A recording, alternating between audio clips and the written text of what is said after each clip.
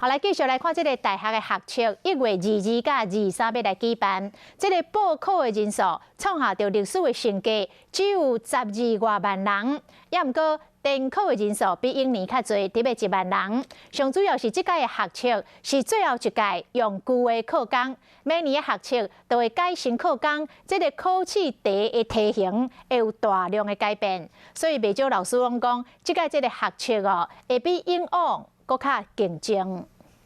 压力是会比较大，可以感受到孩子其实是很紧张的。孩子知道他自己没有什么回头路了，是真的都没有出去玩。连家长拢真烦恼，因为厝内囡仔是旧考纲上尾一届考学测的学生。各科的老师嘛，伫考试进前开记者会，要讲考试的撇步。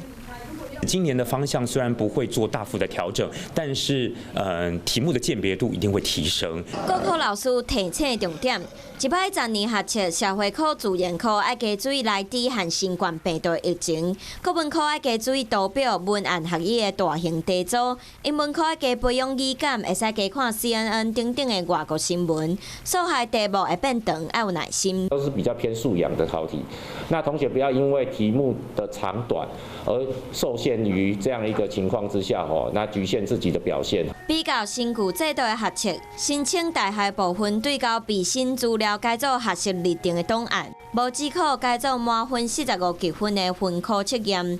写答案的所在毋是答案卡，答案更分开，改做更卡合一。